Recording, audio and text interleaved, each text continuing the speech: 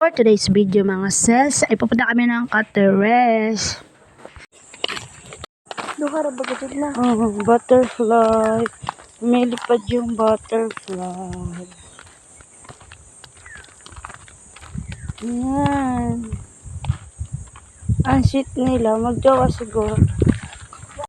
Ayan mga sis, pababa na kami. Mayroon bumaba kasi yung tutulis na mga bato. Sobrang aga pa nga mga sis, kaya wala kaming maayang maligo kasi mga tao dito sa na maligo. So bago kami bumaba sa baba ay nagdasal muna ako at saka nagpaalam ako na makikiligo lang kami dahil alam ko talaga may kanto do sa Cateres dito. Pero sabi talaga ng tito ko na isang albularyo, kapag daw ang isang bato ay may kulay white, meron daw talagang nakatirang engkanto. So wala nang masama kung maniniwala, diba? Kaya ayun, nalala ko talaga na, tsaka na-miss ko talaga yung lugar na to. Dito kami naglalaba dati nung elementary days ko.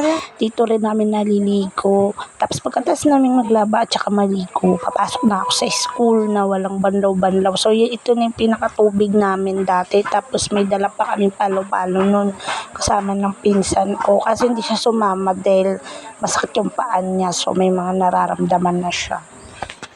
Ito palang parte na to ay mababaw na tubig. So, kumbaga sa swimming pool ay mga 3 feet, 4 feet to siya.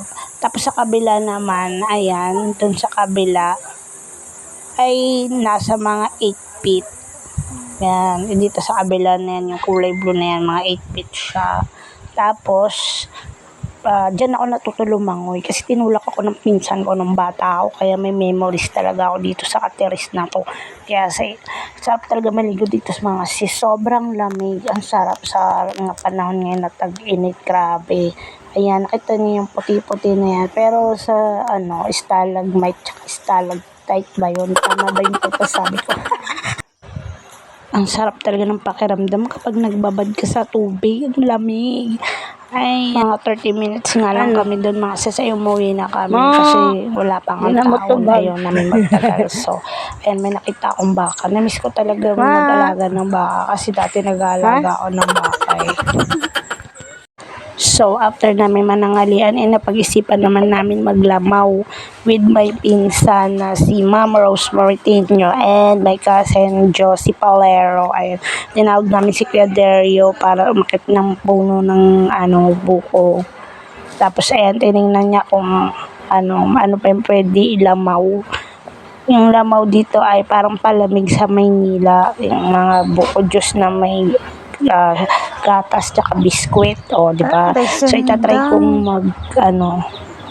magbuak ng buko. Yan, kung kaya ba pa ako magbuak or marunong pa akong magkanangaykuan.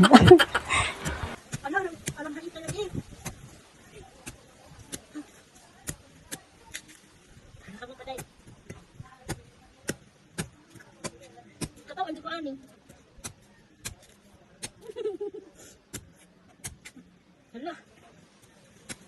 May hakit na buhay. Ganyan na. Pasabaw.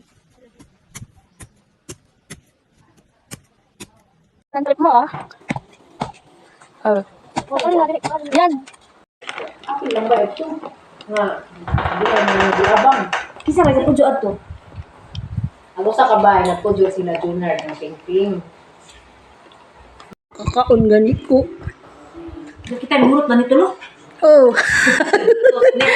Magsawa ka, nagdayo ka pa rito. Tapos ba ino ba ito si Kuray? Gamay naman ang ginang lubi.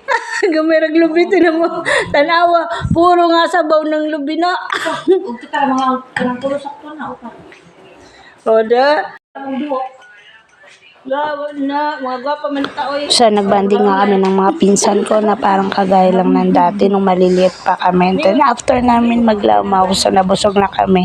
Pag-isipan naman ng pinsan ko na gumala kami sa Gindulman. At ayan, kasama naman kami. Apat. Sa sobrang busog ko sa Lamaw, ayan, parang inaantok ako. Tapos yung pisang ko naman yung nagdadrive. O, diba? Ang layo na ng mga narating namin. Kagaya dati na nagbabaktas lang kami kung sa kami gagala. Ngayon may pasasakyan na. O, diba? Ang taray. Magkasama yan.